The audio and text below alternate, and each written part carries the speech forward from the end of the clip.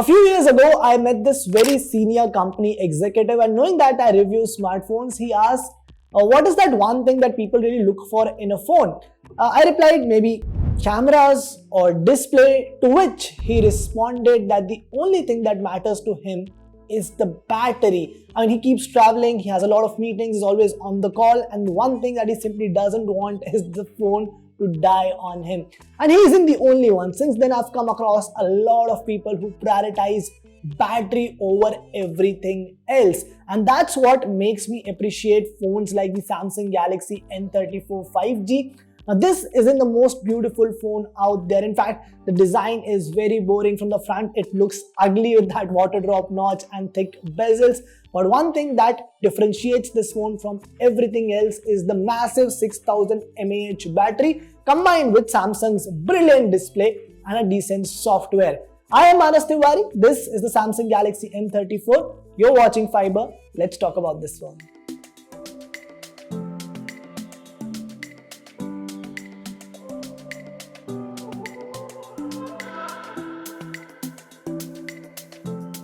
First things first, if you genuinely want to buy this smartphone, buy it for its battery. A 6000 mAh battery is rare even these days. A lot of OEMs have actually given fast charging support with their phones, but they haven't really increased the size of the battery packs. And that's where kudos to Samsung for consistently dropping phones in a lineup which have large batteries. And you must have guessed it by now, the battery backup is also great. 1 hour YouTube playback on this phone at 100% brightness took about 20% battery, while 1 hour of Asphalt 9 consumed 15%. And to give you more context, I last charged this phone yesterday about 30 hours ago, and it is still to die on me. The phone is still at 26% battery. So yes, you get a very solid battery backup on this phone. What you get in terms of battery though, you miss out on the charging speeds. The phone only supports 25-watt charging and takes a lot of time to juice up. With a 25-watt PD charger, the phone took almost an hour to go from 0 to 60%. I've already established that this isn't a phone for your Instagram stories. I'm sure that this isn't a phone that you'll flaunt at parties either. The whole polycarbonate back, plastic frame doesn't give a very premium feel. I'm anyway not a fan of these glossy rear panels because this is way too reflective, catches a lot of fingerprint smudges, and is even scratch prone. My review unit is just 1 week old and you can already see a lot of scratches at the bottom part here.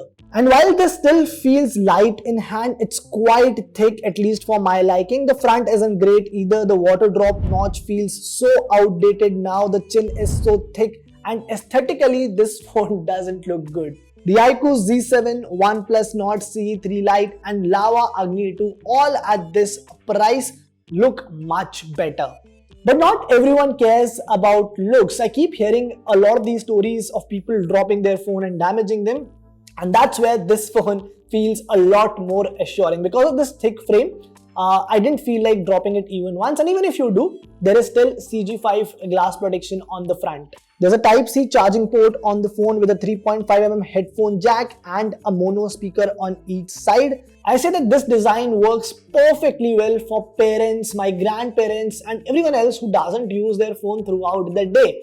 The other thing that works really well for them is the display. Samsung is the best when it comes to making displays, and this is no exception. The Galaxy M34 probably has one of the finest displays in this price segment, if not the best. This is a 120Hz AMOLED panel which is super smooth and bright for everyday use. Our Fiiber display test, however, showed that the reds and greens are generally boosted. This is pretty evident in some of these pictures. Otherwise, the display is sharp, retains good amount of details. Even in this picture, while the highlights are great, the shadows are also exposed fairly well. And otherwise, this is generally a good display for content consumption. Samsung has equipped the phone with a mono speaker. While this is not the loudest speakers, in fact, I'll rate them 6 out of 10 in terms of loudness. They are pretty fine, and there's Dolby Atmos support, which means that the audio quality overall is pretty rich. Listen.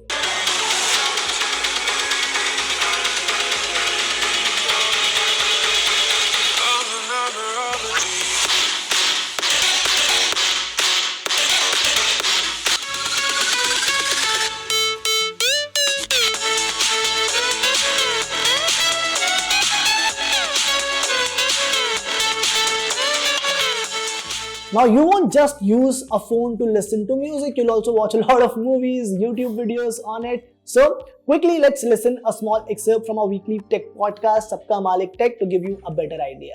और ये दो type के digital rupee launch हुए हैं, एक है retail purposes के लिए और एक है होलसेल पर्पसेस के लिए। तो जिसका रिटेल पर्पसेस है, जो retail use. So yes, overall decent audio output. You also have a 3.5mm headphone jack, so life becomes a little more easier. Now let's talk about the performance. How do I put it? Let's say performance isn't the biggest strengths of the Galaxy M34. This one comes with the Exynos 1280 chip. The variant that I have has 6GB of RAM. You can also get it with 8GB of RAM. Both the variants come with 256GB of storage. And in Samsung's defense, this, despite being a very mediocre chip, scored more than the OnePlus Nord CE3 Lite on Antutu, which is priced around the same point. But this still falls behind the Poco X5 Pro, another popular phone in this price segment. The single-core Geekbench scores are better than both these phones, but the multi-core scores are rather underwhelming. The day-to-day performance is mostly fine, just that apps take an extra fraction of a second to load. But apart from that, the UI is smooth, and even when I was running multiple apps, the phone was running fine.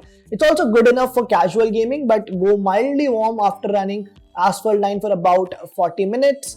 Apart from this, there's a fingerprint sensor on the power button. This is quick and responsive. See. Samsung is promising 4 years of OS updates on this phone, which is double of what any other brand gives at this price point. Even though I doubt that you will end up using a rupees 20,000 phone for 4 years, it's good to have. There's a very simple, straightforward camera setup here, a 50 megapixel main camera along with an 8 megapixel ultra wide angle sensor and a 2 megapixel macro sensor. The rear camera supports 4K video recording at 30 FPS. The front is restricted at 1080p 30 FPS. The camera app has a bunch of features, including Samsung's own single take feature, which allows you to capture different media formats with one simple click. Performance wise, the phone does fine for the price. The pictures are sharp, social media friendly, even though some of them have a warm tone. And then there is this usual Samsung tendency to boost colors as well. For example, the sky in this picture is unnecessarily dramatic, and in this one the red is popping up too much. But otherwise, I don't mind the pictures I got. Do keep in mind that some of these pictures were clicked in very overcast conditions. Delhi has been gloomy for the last few days, and even then the pictures have come out fine without any sunlight. The real limitation is in low light, where the pictures lack detail.